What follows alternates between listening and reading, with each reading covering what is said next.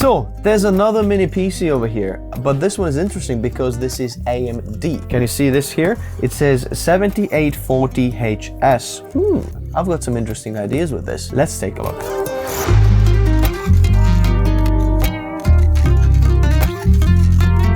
Looking for a cheap way to license your Windows? Check out Hookeys through the links in the video description. Make sure to use the code TN20 to get 25% off. Use your preferred payment method including PayPal or bank card. Go to your orders and copy the key. Paste the license to the activation settings and you're all done. This license is for Windows 10, but you can upgrade it to Windows 11 for free. Or you can buy Windows 11 Pro key instead. They also offer Microsoft Office 19 license. Use the same code TN20 to get 25% off. Check out hookeys.com in the video description below. So this is by the company TRIGKEY. The interesting thing is this is 7840HS. So this is not the 8000 series CPU. A very important thing to understand when you're looking at the AMD CPUs is this third number actually. The third number over here says 7840HS. So the 4 actually represents the Zen architecture, which is a Zen 4, and that's the good one, which is the latest one. Sometimes you can get 7830, which is actually looks like, you know, the latest generation CPUs, but actually has a different architecture. It's actually just older CPU. AMD's kind of made this marketing stunt to just, you know, screw us over in terms of new and old CPUs, and so you don't know, oh, I'm getting a new 8000 CPU, but it's actually Zen 2 architecture. It's possible. So remember, the third number is the most important thing. This one has 32 gigs of RAM, 500 gigs of storage, Wi-Fi 6, we've got 2.5G LAN, and let's take a look what's inside. Accessory. Is this the accessory? User manual. Smells nice. This PC, very shiny black plastic, which looks very cheap to be honest. I don't like this. It's extreme fingerprint magnet. Someone could probably log into my phone right now with this. That's insane. It says here, Discovery Technology Green Life. I'm not sure what this means. Okay, so here's a little bracket for our VESA mount. If you want to attach it to, you know, your monitor, plug it somewhere else in there. We've got a tiny HDMI cable. We've got another HDMI cable. We've got the power brick and some screws. But apparently there wasn't many accessory in the box. So this is a 120 watt power brick, quite powerful. Let's set this PC up and then see what type of performance we get from it. Okay, I've got the PC running now, and there's some interesting things going on. Firstly, CPU, I've already said this is the Ryzen 7 7840HS with Radeon 78M graphics. And this is 8 cores and 16 threads, all of them performance cores, none of the EP core faff going around. We've got RAM, 32 gigs, 2 sticks, 5600 megatransfers per second. So it's kind of over the spec what AMD is offering, but interestingly, it's working. Our SSD looks like it's a Crucial P3, 500 gig one, Ethernet and Radeon graphics. Let's take a look at this performance, because this CPU can go up to 5.1 gigahertz on the single core score. So CPU package power, they're up to 34 watts. Let's have a look, what does the multi-core give us? Pushing 53 watts, 54 watts, all cores going roughly about 4.2 gigahertz. We're not thermally throttling, so the cooling for this is very good. I mean, the fan is incredible as well. 53 watts at 4.2 gigahertz. This is gonna be a crazy score. Let's take a look. Oh my word. So this is 15,596 points, which this 8-core mini PC is faster, or roughly about the same performance as the desktop variant 10900K that I have down there for this PC that I'm recording this on, which is insane amount of power for this. The interesting thing is, while I was setting this up, I found something interesting in the BIOS. So take a look at this. Hit that delete button. There's some chipset stuff, but what we're gonna want to go to is advanced and AMD overclocking. It says blah blah blah, precision boost overdrive, and we're gonna press PBO limits. Look at that, manual motherboard limits. Let's say it starts thermal throttling when it's 98.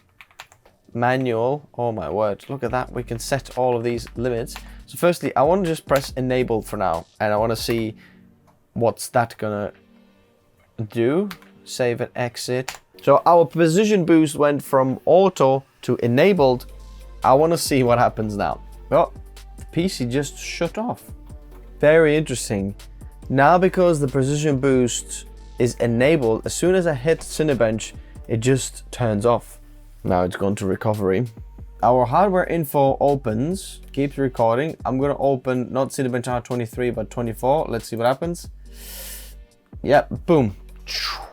Instantly goes off. So as you can see, the precision boost overdrive isn't quite working for this one. So, but let's talk about performance for a second. So I just completed Cinebench R23 single and multi-core score. For people who think this is just a synthetic test, it's not. This is actually something that creators use. This is literally CPU rendering what people use. Cinema 4D, that's that. It's not just a drag race that some people think that it's synthetic. This is what CPUs do in a creative workload. It's a very normal thing. The single core score is 1,808 and multi-core score 16,000, roughly just under 16,000. Now, the question is, how does it compare to Apple's M1 and M2 Mac Minis? There's no M3 available yet. Now, the M1 single core score is 1,514, which on AMD, that is better, 1,800 as you can see.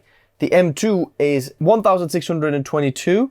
Again, the AMD one is better. Let's take a look at the multi-core score, because this guy here also has 8 cores.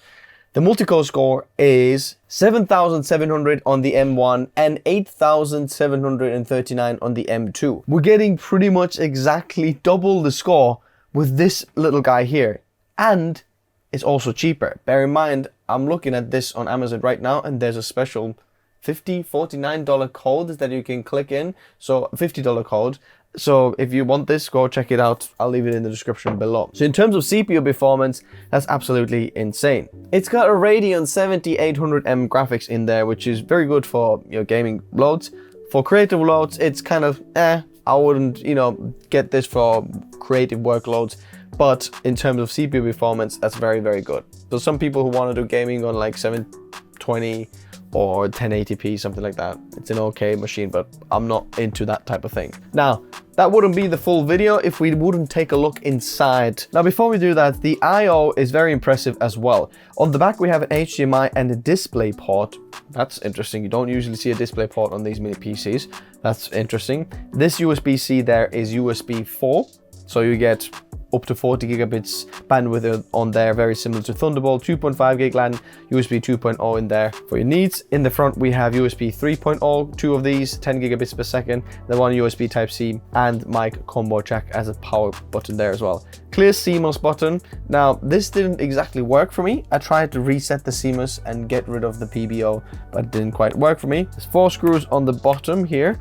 I don't have to pull off any stickers or any glued on feet for this. That's very, very nice. There is a little kind of a pulley plastic latch here. There we go. That's how it goes. Please assemble carefully after power off. Now I can see there is another M.2 storage straight away plugged into here that you can plug in, and the heatsink goes on the back of this cover, which is all metal, so it looks like you're going to get very good heat dissipation in there. This is the 2280 slot only, and a fan underneath there as well. Now, as you can see, we do have to take this M.2 kind of extension off before we can actually remove this big plastic cover. And here you can see what's going on underneath. So there's a little fan that cools the RAM underneath here. That's plugged into there. Then we have this M.2 slot that's actually a ribbon cable made into this big slot, so you can easily upgrade your M.2, which is fantastic to see. Here's our M.2. That's a little glued into the bottom of these antennas there. But this is, yep, I was right. Crucial P3 Plus, which is Gen 4 X4 drive, 500 gigs. I'm just taking the sticker off from the top. Now, in order to get underneath to see the cooling, there seems to be no screws, but these standoffs on the side there, they are actually little hex ones. So I believe the standoffs are the screws. Yeah, there we go. We do have to bend the chassis just tiny bit to get this mini PC come out exactly perfectly there. Alrighty. Okay, I want to be careful with the Wi-Fi antennas because they've been laid down there very carefully. So here is our cooling, and this is the big difference here. Now they've made it slightly taller than the others, but it is because this fan is quite thick as well. It looks like a 10mm thick fan. That looks like a solid cooling in there. Underneath, you can see 2 heat pipes showing through there as well, that go into this heating from the front that just blows through and is doing actually a really good job. I'm really liking the internal design of this one because you don't actually need to go underneath this PC because the cooling is fine. You don't need to change the thermal paste or anything, and everything you need to access is very nicely close by. For most people who just want to add an extra M.2 SSD, it will just work fine. And they have gone the extra lengths to put extra little fan for the M.2 cooling, gives you extra performance there underneath, as well as for the RAM. The RAM you can change easily to 64GB if you wanted to. So perhaps you want to go with a little bit of a lower end version so you can upgrade the RAM yourself. But to me, that is a pretty cool, solid option. Bear in mind, both of these M.2 slots are Gen 4, so you can just add another Gen 4 drive and you get full fat speeds for these. So you can add quite a bit of storage then. But the question then is about the Mac Minis versus this one. So if you look at Apple's own website, the Mac Mini costs $600. This one here, pretty much $100 cheaper if you go with the code that I can see there on Amazon right now. Links in the description below. So, would you like this mini PC instead of Mac Mini? This seems to be quite a good, or quite a bit better offering, because it offers you 4 times the RAM, double the capacity of SSD, plus add an extra one if you wanted to for extra $100, and you get extra terabyte, whereas on Apple you're gonna have to pay $400 for that, which is ridiculous. Again, cooling is very suitable. What can I say? It's very impressive. If you want to check it out, I'll leave the links in the description below. There are a few different CPU variations available as well. I don't particularly like the design, but the usability and performance and features, everything works quite a bit better than the Mac Mini, and is actually cheaper as well. So I love these Ryzen Mini PCs. They make a ton of sense and they're so powerful. There's some helpful links in the description below. Bye bye.